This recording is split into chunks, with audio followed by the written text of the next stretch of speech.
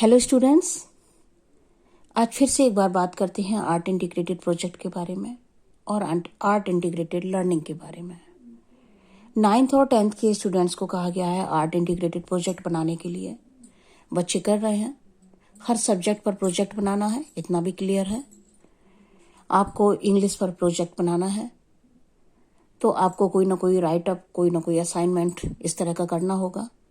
या तो आप उसको चैप्टर से रिलेट करें, या राइटिंग वर्क से रिलेट करें, या कोई ग्रामर का इतना असाइनमेंट हो उस पर वर्क करें। सिक्किम पर रिलेटेड आपकी कोई एक्सरसाइज इस तरह की हो।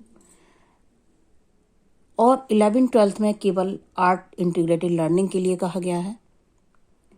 आपकी लर्निंग जो है वो आर्ट इंटीग्रेटेड होनी चाहिए। अब किस तरह से हमें अपने सब्जेक्ट को आर्ट से रिलेट करना है वो देखना होगा, चाहे प्रोजेक्ट बनाना हो या आपको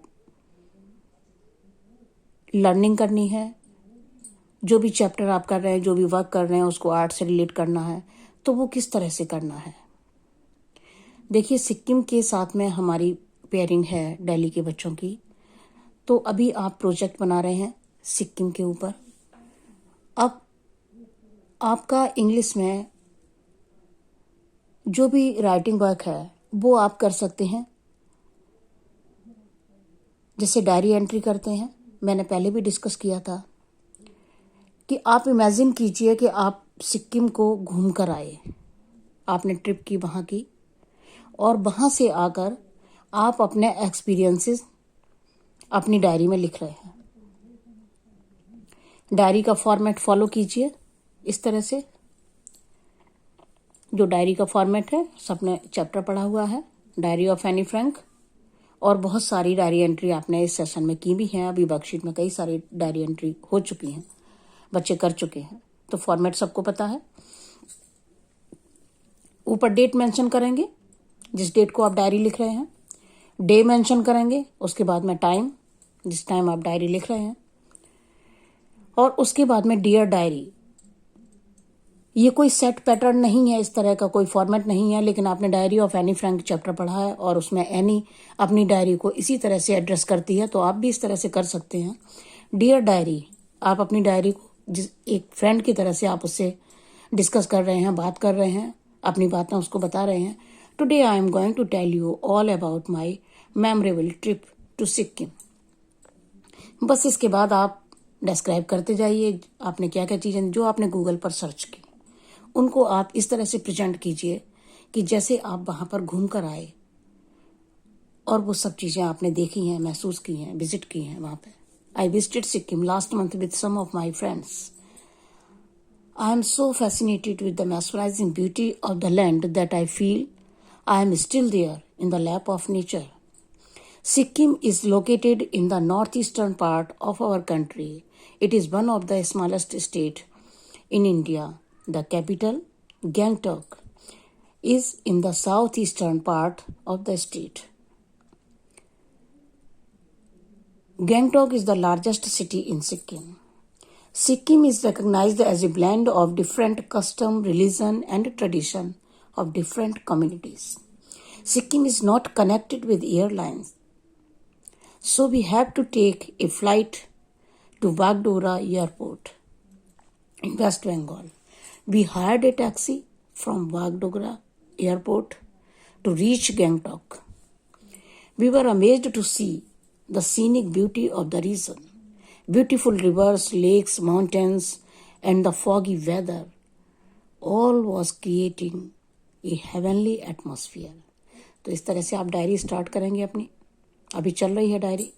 इस बीच में आप नेचुरल ब्यूटी, अब आप रास्ते में जो जा रहे हैं एयरपोर्ट से गैंगटॉक की तरफ, और वहाँ रास्ते में आप जो नेचुरल ब्यूटी आपको दिखाई दे रही है उस रीजन की, उसके कुछ फोटोग्राफ्स यहाँ पर शेयर कर सकते हैं।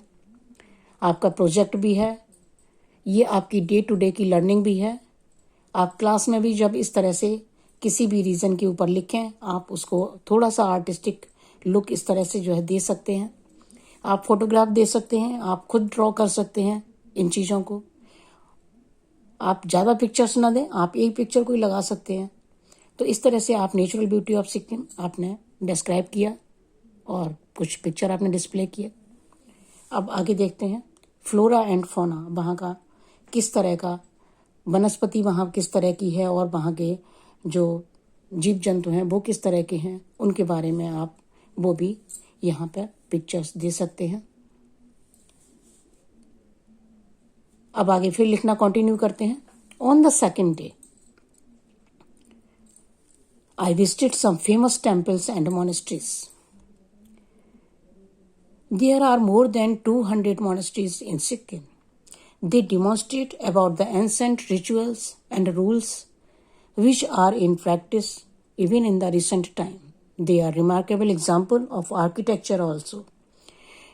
We were spellbound at the natural beauty, its culture, architecture, and its folk music, dresses, and typical costumes, and overall its local languages. Really, I can never forget the moment I spent there.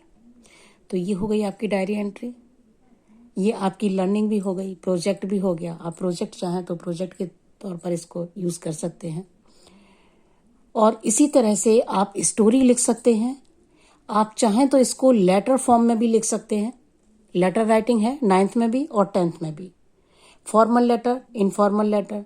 जब आप informal letter लिखते हैं अपने friends को, अपने किसी parents को या ब्रदर या सिस्टर को, तो आप डायरी की जगह उसको एड्रेस कर दीजिए, dear friend I visited Sikkim, और फिर उसके बाद में सीधा आप इसी तरह से लिख दीजिए, वो आपका लेटर फॉर्म में हो गया।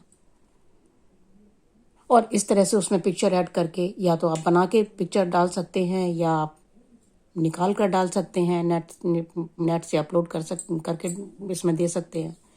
और इस तरह से आपका एक आर्ट बेस्ड लर्निंग भी हो गई है ना। तो इसी तरह से आपको करना है। Thank you so much.